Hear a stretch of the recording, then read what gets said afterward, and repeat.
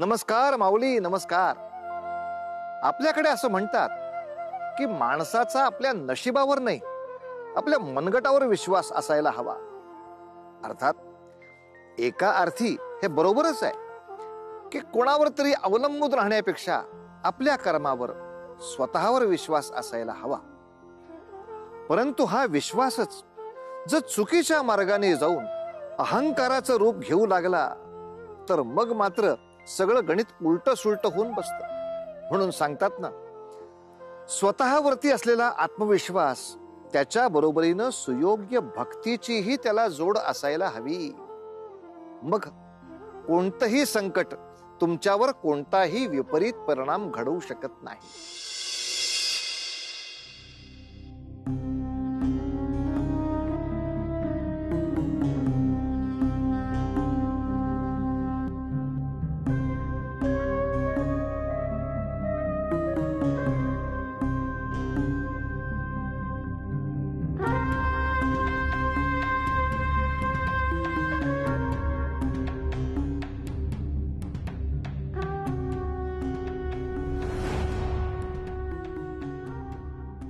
हा महाराजांना भेटणार म्हणजे याच्याकडे धनसंचय निश्चितपणे असेलच.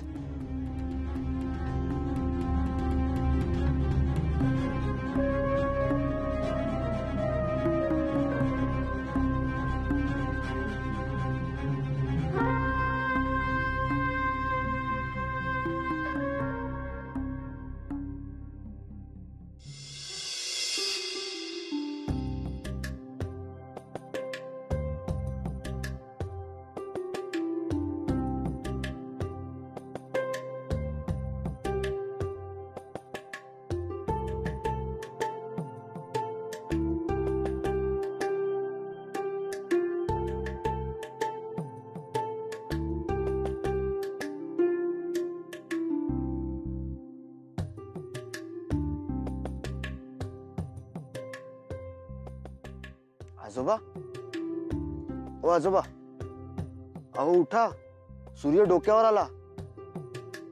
अरे देवा, इतका दिस वर आला का?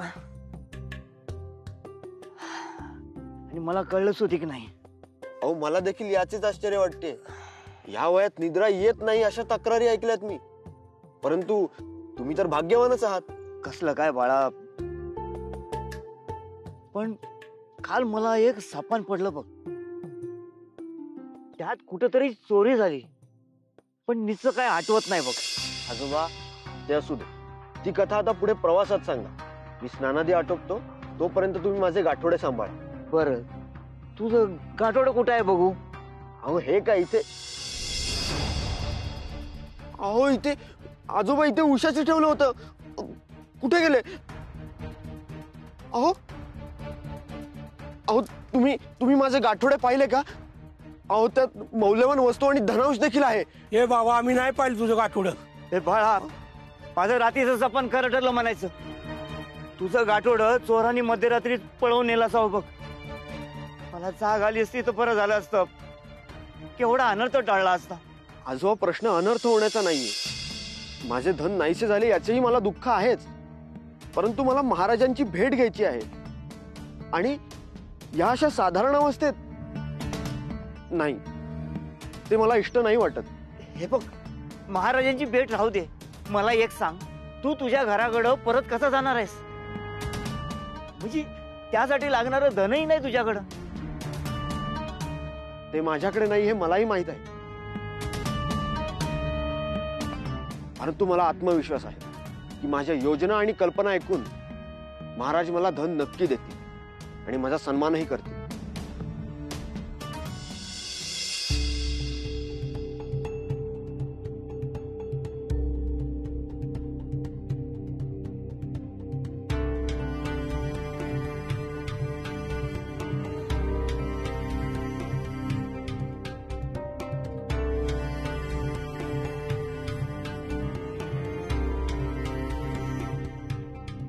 चंद्रिका,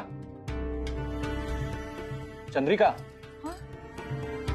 कुठे शून्यात हरून बसलीस? काय झाले? काय होणार, मला आपल्या पुत्राची चिंता स्वस्थच बसू देत नाही. किती गुणी म्हणावा आपला पुत्र. कोणी प्रयत्न करून देखील त्यातील अवगुण शोधू शकणार नाही. परंतु परंतु त्यास भगवंतावर आणि दैवावर विश्वासच नाही. मला सांगा, असे असेल तर त्यातील नैपुण्य जगासमोर कसे येईल? हे बघ चंद्रिका, तुझी अवस्था थेट माता पार्वती यांच्यासारखी झाली. कार्तिक स्वामींच्या वियोगाने त्याही कष्टी झाल्या होत्या, पण ते सर्व देवत्वाचा अवतार आहे. आपल्या पुत्राच्या बाबतीत सांगायचे झाले तर मला असे जाणवले की कुणीही देवव्रतची कानउघडणी केली किंवा त्याला समजावले तरीही त्यास जाणीव होणार नाही. एक दिवस असा उजाडेल की अनुभूतीतूनच त्याला साक्षात्कार होईल. परंतु स्वामी, त्यासाठी त्यास कित्येक खाचखळग्यातून जावे लागेल. चंद्रिका, सुवर्णास जर तेजस्वी व्हायचे असेल तर त्याला अग्निदाहातून जावेच लागेल. तो जेव्हा अग्नीतून बाहेर येईल तेव्हा त्याचे कल्याणच होईल. त्याला ऐश्वर्य समृद्धी प्राप्त होईल. माझा विश्वास आहे. महादेवाची कृपा हो, आणि तुम्ही म्हणताय तसंच घडो. पोरा, एकदाचा आलो आपण तुझ्या महाराजांच्या दारी. हो, चल आपण आज जाऊया. नाही, आज जाता येणार नाही. अहो, पण आम्हाला महाराजांना भेटायचंय. अत्यंत महत्वाचे कार्य आहे. महत्वाचं.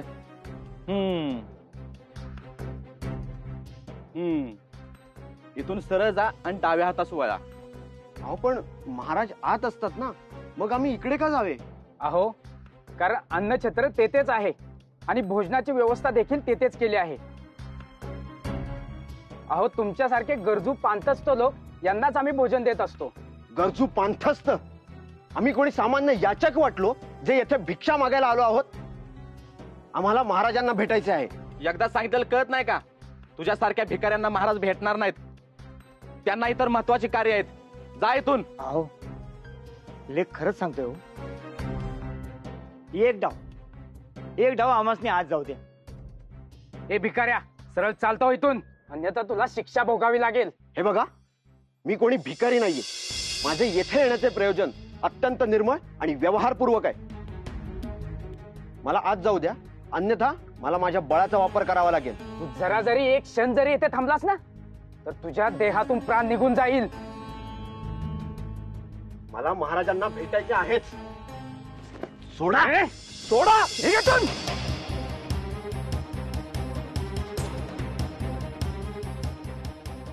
निघून जा इथून. जावा इथून. गरजू पांतस्थ कुठले? अरे अरे बाळा, अरे बाळा ऐक माझं. अरे अरे बाळा, पोरा ऐक माझं. अरे बाळा, अरे बाळा ऐक र माझं. ऐक. तुम्हास काय वाटले मला 4 घास अन्नाची आवश्यकता आहे? मी काय कोणी देवळाबाहेर बसलेला किंवा रस्त्यात भटकणारा भिक्षुक वाटलो? पण मी जाणतो की तुम्ही हे सर्व माझ्याशी जाणून बुजून वर्तन करत आहात. माहित नाही का, परंतु काल रात्रीपासून तुम्ही सर्व माझ्या अहिताविषयी चिंतत आहात. त्यातच तुम्हाला आनंद वाटत आहे, हो ना?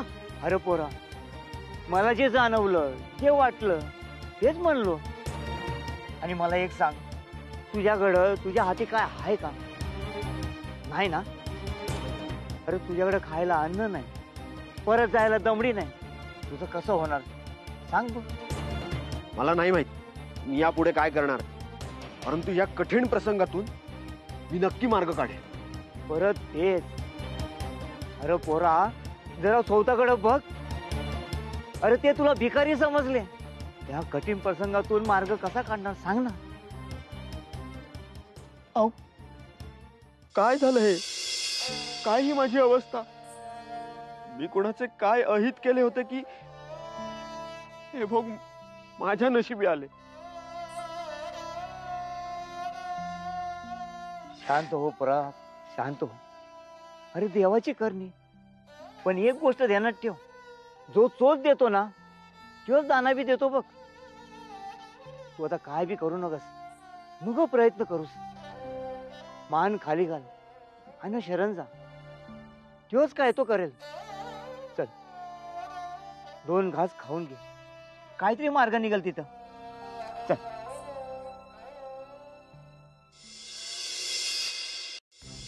अहो आम्ही भोजनासाठी आलो होतो. हो बाबा, तुम्हाला मगाशी सांगितलं होतं ना, आता लय वेळ झालाय. आता एकाच व्यक्तीचं अन्न शिल्लक होतं, तो पण जेवाय बसलाय. आता चला निघायच ना आता. ओम नमः शिवाय, ओम नमः शिवाय, ओम नमः शिवाय. कोण असेल तर पाठवून दे, एका व्यक्तीचं भोजन शिल्लक आहे. अरे काय बोलतोस तू? अहो तुम्ही खूप भाग्यवान आहात, तेव्हा एकाच व्यक्तीचं अन्न शिल्लक आहे. कुणीतरी एक जण जावा बघू आणि भोजन करून घ्या पटकन. जावा जा. बघितलंस पोरं, वाटलं होतं जेव्हा समधी दार बंद होत्यात ना, तेव्हा देव एखादी फटकिलकिली करून अशी वाट दाखवतो बघ. चल 2 घास खाऊन घेऊ. नाही नको, याची गरज माझ्यापेक्षा जास्त तुम्हा सर्वांना. मी राहीन उपाशी. अरे एकानं उपाशी राहायचं आणि एकानं ढेकर द्यायचं, असं कुठं असतं वय? त्यापेक्षा आपण समजानी थोडं थोडं खाऊन घेऊ. काय रे? बाळा, आयुष्य असंच असतं बघ, एकमेकांना समजून घ्यायचं असतं. बरं का, आम्ही समधी 1-1 घास खाऊन घेतो, चालेल का? बरं बरं, जावा जावा. चला बरं झाले. चला चला रे, चला चला. चल बाळा चल.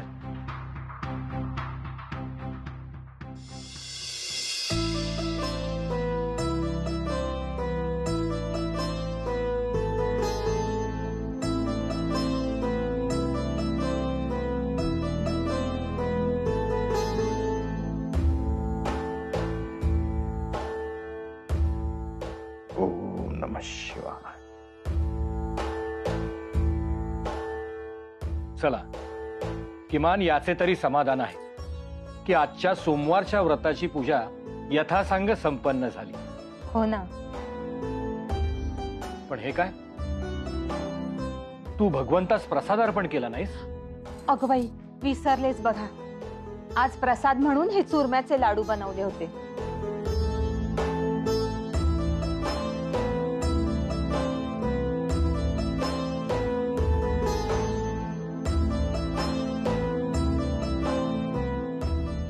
बघ, किमान या व्रताची किमया म्हणून आपला पुत्र कुठल्याही संकटात सापडणार नाही. हो, मलाही तोच विश्वास आहे. महादेवा, जर माझ्या पुत्रास काही इजा झाली, काही हानी झाली ना, तर मी तुझ्या रुसणार.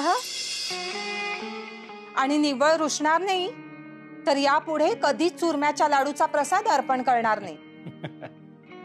तू पण ना. अहो हसताय काय? मी अगदी मनापासून सांगते. आपण ज्या परमेश्वराची मनोभावे भक्ती करतो, पूजा करतो, त्याच्याशी अधिकारवाणीने बोलण्यात काही अयोग्य नाही. आणि मला पूर्ण खात्री आहे की महादेव माझं सर्व काही ऐकतात. बर.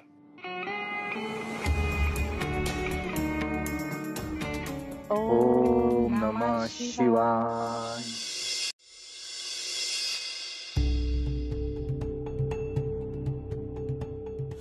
भले तुझी इच्छाशक्ती तीव्र असल, पण तुझ्या लेखी कसलं बी पुण्य नाही बघ. त्यामुळे तुझं इप्सित साध्य होणं कठीण आहे.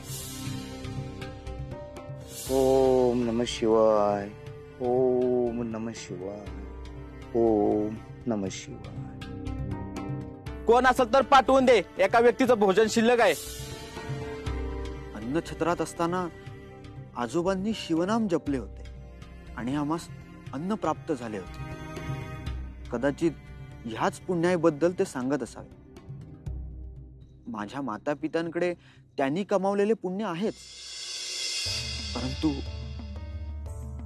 परंतु माझ्याकडे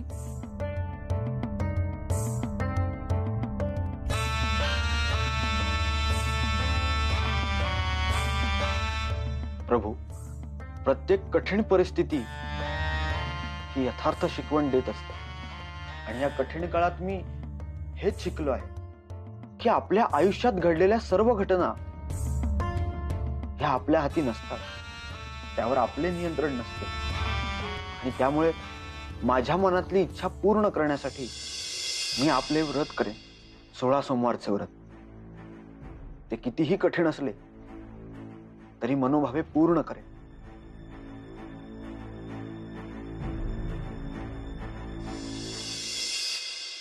चंद्रिका, ऐकलंस का? सर्वप्रथम थंड जल दे बघू. देते ना. बाहेर उष्मा इतका वाढलाय की उन्हाचा दाह सहन होईनासा झालाय.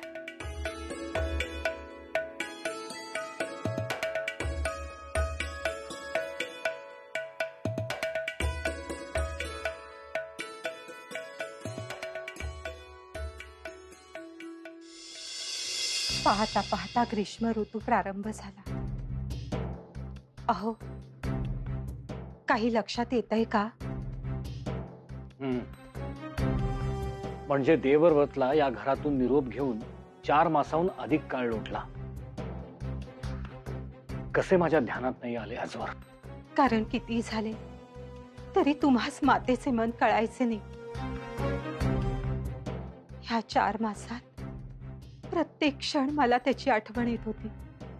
इतके दिवस झाले, कुठे असेल, कोणत्या अवस्थेत असेल. व्यथित होऊ नकोस. आपल्याला माहिती आहे ना, तो महाराजांची भेट घ्यायला गेलाय. पण मग महाराजांची भेट घ्यायला एवढा विलंब का व्हावा? की त्यास आपल्या घराची वाटच सापडली नसावी? की त्याच्या जीवास काही धोका निर्माण होऊन त्याचं काही बरं वाईट? नाही चंद्रिका, असा विचार देखील मनात आणू नकोस. अगं, तू असा विचार का करत नाही? त्याच्या कल्पना राजांना आवडल्या असतील, पटल्या असतील, रुजल्या असतील. त्यांनी त्याला दरबारात रुजू केलं असेल. स्वामी, जर असं असेल ना तर सर्वाधिक आनंद मलाच होईल. पण मग तशी कोणती वार्ता त्याने आपल्याला का दिली नसावी? हाही विचार मनात आल्या वाचून राहत नाही. माझ्या मनात भलत्या शंका घर करू लागले. माते,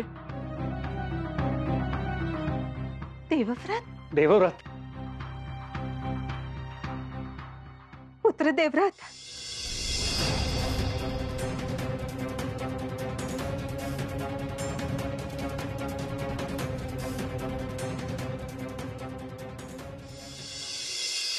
माऊली, आयुष्यामध्ये साक्षात्कार हा फार महत्वाचा असतो. एखादी गोष्ट आपल्याला मान्य नसते, पण काहीतरी भयावह आपल्या आयुष्यात असं घडतं की ज्यामुळे आपल्याला तीच गोष्ट अवलंबावी लागते. कित्येक लोक आपल्याला असे दिसतील की ज्यांचा देवावर विश्वास नसतो असं ते म्हणतात, पण आयुष्यात अशी काही संकट चालून येतात की त्यांना देवाची वाट धरावीच लागते. अर्थात हा एक प्रकारे एक अनुभवच असतो. याच्यातून मनुष्य हेच शिकतो की जगात सगळंच काही आपल्या हाती नसतं. अशी एक अनामिक शक्ती आहे की जिच्यामुळे ही सगळी सृष्टी नियंत्रणात आहे. आणि म्हणून आपण त्या शक्तीचा म्हणजे भगवंताचा आदर केला पाहिजे. त्याची पूजा अर्चा आणि त्याची उपासना या व्रतवैकल्यातून आणि आपण घेतलेल्या वशातून पूर्ण करत असतो.